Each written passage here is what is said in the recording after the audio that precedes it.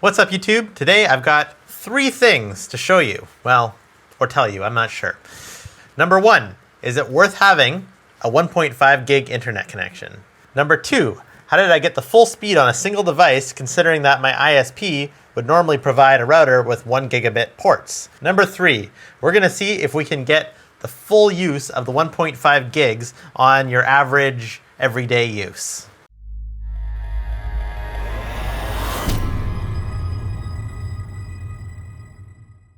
So in my network rack, I've got the fiber coming from the pole.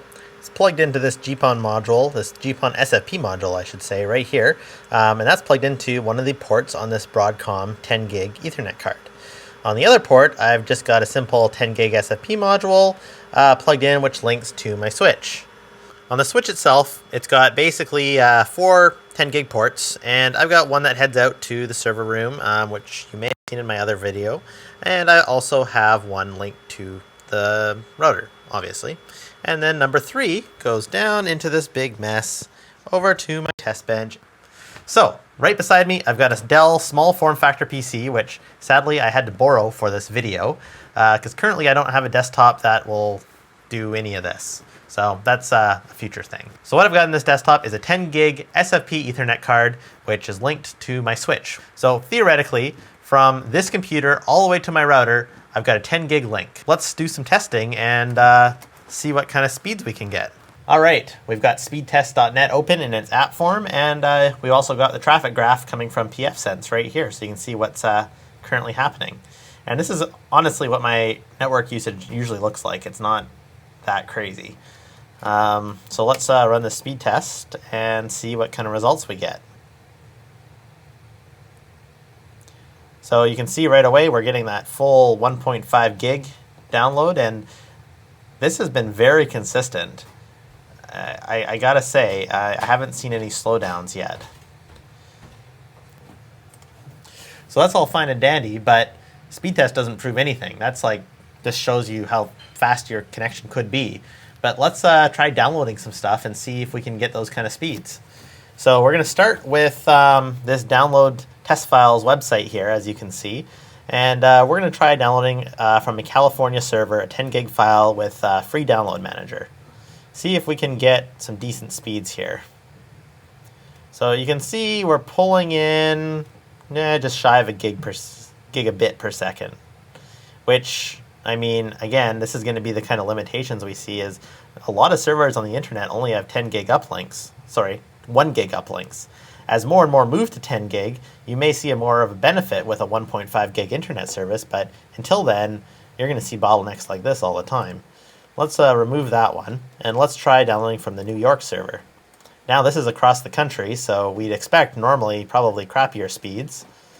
But we're pulling in about the same. Well, actually, no, we're definitely getting above a gig per second.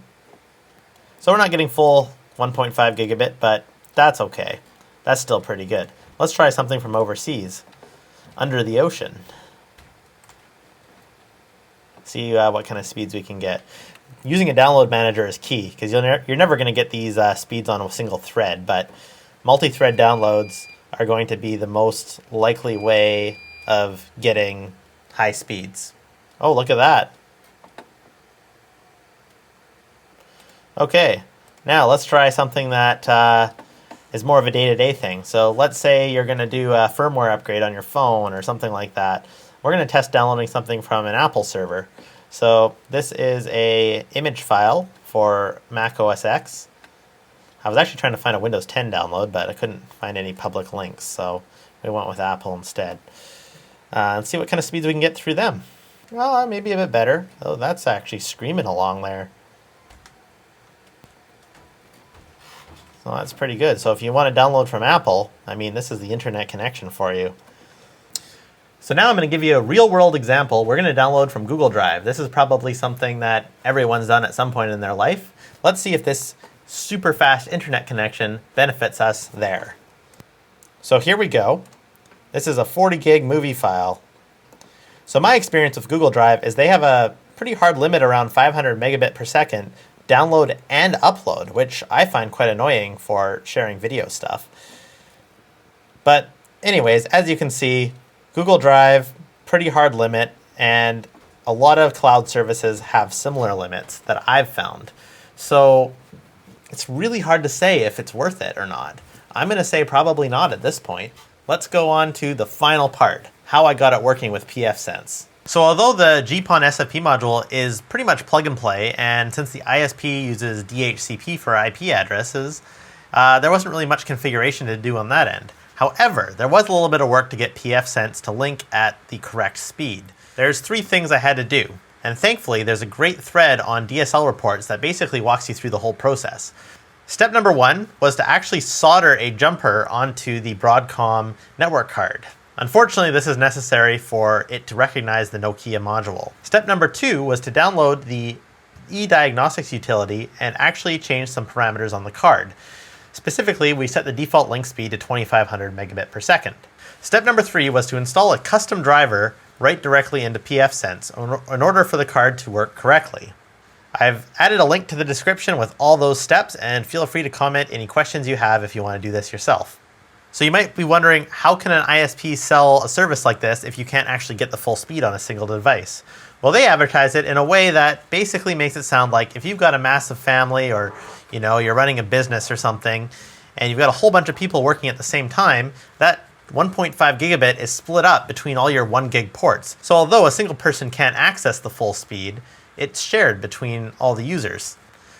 Bottom line though is, for the majority of people out there, 1.5 gigs is kind of useless. In fact, I'm probably going to downgrade because I don't really need to be spending the extra money for something that realistically doesn't benefit me one bit. Anyways, thanks for watching. If you like this video, please like and subscribe. Post your questions, comments, give it a thumbs up if you enjoyed it, and we'll see you next time.